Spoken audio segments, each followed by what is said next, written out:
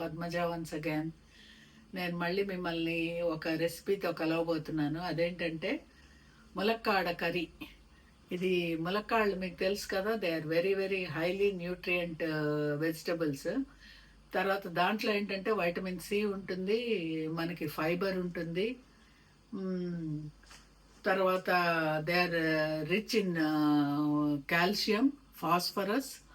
తర్వాత low calories ఉండడం వల్ల షుగర్ పేషెంట్స్కి చాలా మంచిదండి. ఇది చేసుకోవడం కూడా చాలా తేలికండి. ఎంత తేలిగ్గా చేసుకోవచ్చో నేను మీకు ఇవాళ చూపిస్తాను. దీనికి కావాల్సిన ఇంగ్రీడియంట్స్ కూడా చాలా తక్కువ చూపిస్తానండి. ములక్కాళ్ళు నేను 4 మీడియం సైజ్డ్ ములక్కాళ్ళు ఇంత ముక్కలు చేసుకొని పెట్టుకున్నానండి. ఇది తర్వాత ఒక ఉల్లిపాయ కట్ చేసుకున్నాను. తర్వాత మనం మిక్సీలో కొంత పొడి వేసి పెట్టుకోవాలండి. అదేంటంటే దీంట్లో మనకి పప్పులు, తర్వాత శనగపప్పు, మినప్పప్పు కొంచెం కొంచెం, తర్వాత వేరుశనగ పప్పు, జీడిపప్పు, తర్వాత స్పైసెస్ లైట్గా, అంటే మీకు స్పైసీగా కావాలంటే కొంచెం ఎక్కువ వేసుకోవచ్చు. మనము దాల్చిన చెక్క, లవంగాలు, యాలకులు, మొగ్గ ఇవన్నీ వేసుకొని దీన్ని నేను మిక్సీ చేసి పెట్టుకున్నానండి. ఇది లాస్ట్లో వేసుకుంటాం దీంట్లో. ఇది కనుక మీరు రెడీగా పెట్టుకున్నారంటే తర్వాత ఈ ములక్కాడని కూడా నేను ఏం చేశానంటే ఒక 1 విజిల్ రానిస్తూ ఉడకబెట్టుకున్నా, సో దట్ మనకి ఫాస్ట్గా అయిపోతుందని చెప్పి. సో హాఫ్ కుక్డ్ ములక్కాళ్ళు ఇవి.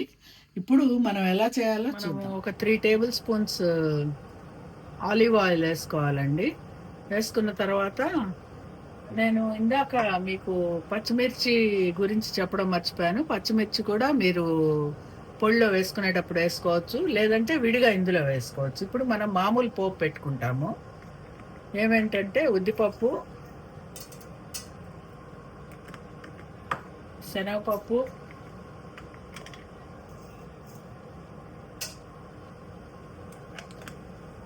కొంచెం మెంతులు,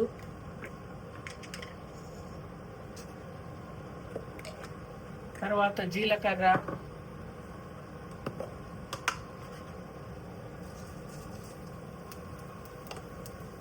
ఆవాలు,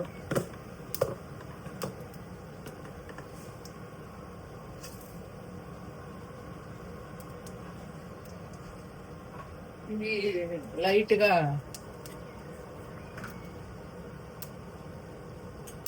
కలుపుకుంటూ దీంట్లో కొంచెం వేగగానే మనం ఉల్లిపాయలు వేసుకుంటాము. ఉల్లిపాయలు వేసుకున్న తర్వాత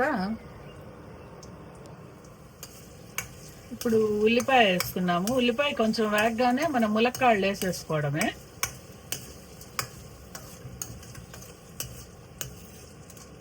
కొంచెం స్టవ్ పెంచుకుంటే తొందరగా ఉల్లిపాయలు వేగిపోతాయి, ఇవి ఎంతోసేపు పట్టదు.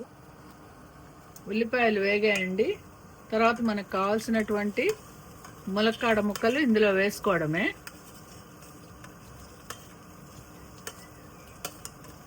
మీరు కనుక ముందుగా ఉడకబెట్టుకున్నట్లయితే నీళ్లు పోసుకోవాలి. లేకపోతే కొంచెం, అంటే మనకి గట్టిజారుగా రావాలి కాబట్టి కూర, మనం ఏం చేస్తామంటే ఆ పొడి కోసం కావాల్సినంత ఒక హాఫ్ గ్లాస్ వేస్తాను. నాకైతే ఉడికిపోయాయండి కంప్లీట్గా. దీంట్లో ఇంకా మనం పసుపు, ఉప్పు వేసేసుకుని మనం దంచి పెట్టుకున్నటువంటి పొడి వేసుకుంటే సరిపోతుంది. ఇందులో తగినంత ఉప్పు, పసుపు, కొంచెం ధనియాల పొడి వేసుకోండి. తర్వాత ఇవి ఆల్రెడీ ఉడికాయి కాబట్టి ఇంకా నేను ఆల్రెడీ దంచి పెట్టుకున్నటువంటి పొడి ఇందులో కలిపేస్తున్నాను. ఇందులో మిక్సీ జార్లో నుంచి వేసేస్తున్నాను.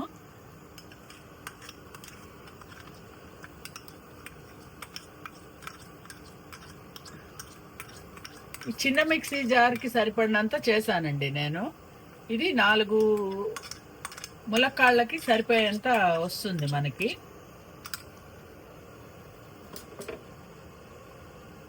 ఇది కలిపేసుకొని కొంచెం ఒక 5 నిమిషాలు ఉడకనిచ్చేస్తే మన ములక్కాడ కర్రీ రెడీ అండి.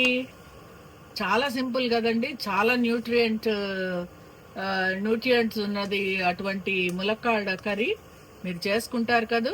ఇది కొంచెం గట్టిగా, అంటే గట్టిగా ఉంది, కొద్దిగా గట్టిజారుగా ఉంటే మనం తినడానికి బాగుంటుంది కాబట్టి ఇంకొంచెం నీళ్లు పోసుకోవచ్చు. నేను దీంతో ఇప్పటికి హాఫ్ గ్లాస్ పోసానండి, ఇంకొంచెం పోస్తున్నాను.